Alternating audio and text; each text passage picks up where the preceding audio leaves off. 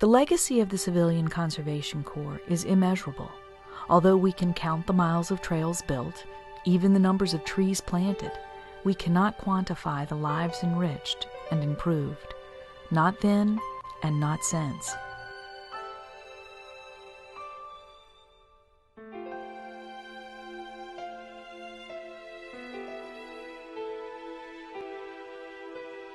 For every one of the 2 million CCC boys, there's a story.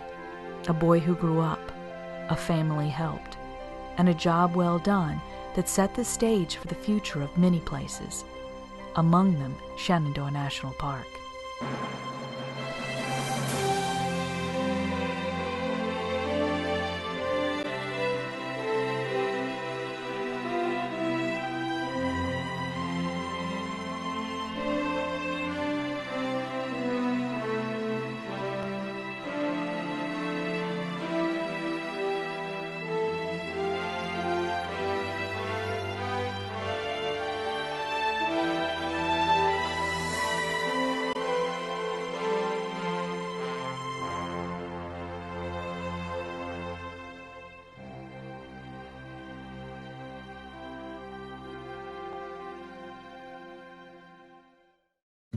The legacy continues for future generations.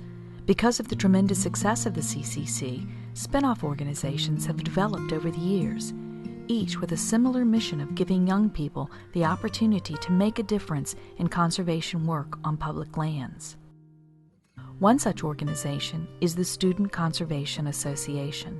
My friend told me about SCA. She had done 2 or 3 different internships, and she's done them all over the U.S., and she had such a fantastic time, and so she just told me about all of her different experiences, and she loved it, and so everything I heard from her was really positive, so I decided to give it a shot. I think that the SCA has a very strong connection to the CCC organization. I didn't realize this for my first internship, but for this internship, I think I've heard more about it, and I do see a really strong connection. So I think that there are a lot of similarities because they really help you to kind of grow as strong citizens, and also to really make you proud of all of the things that America protects and kind of represents, and still helping to build the infrastructure for parks just like the CCC did. The Youth Conservation Corps is another organization inspired by the CCC. I do like the YCC. It's a good experience because it allows me to get ready for another job that I may have as far as supervising goes.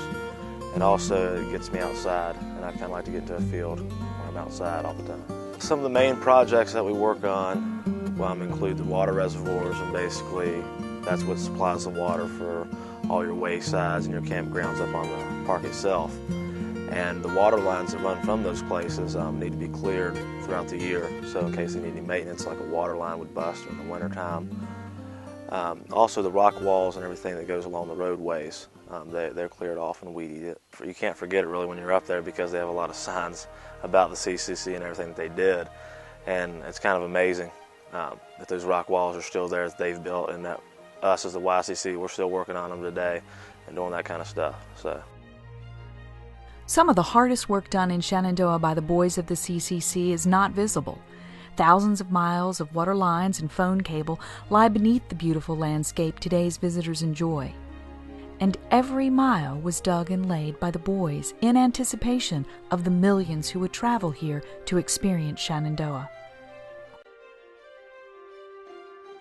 Without their work, the park could not have hosted the generations of visitors who have stayed in its lodges and campgrounds and hiked its trails in the decades since the boys were here. Across the nation, the legacy of the CCC lives in our parks and recreation areas and in the generations of young people who've been inspired to work in like-minded organizations.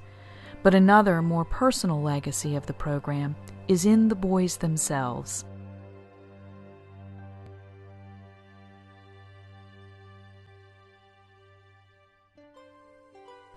Since the first camp was established in 1933, Shenandoah has hosted a CCC reunion.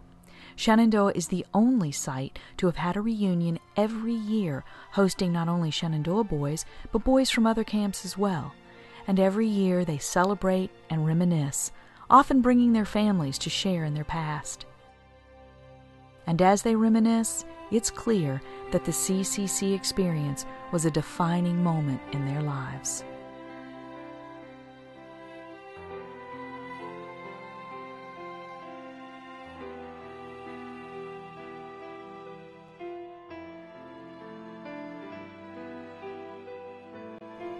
Throughout the country and in Shenandoah, you can feel and see the spirit of the CCC.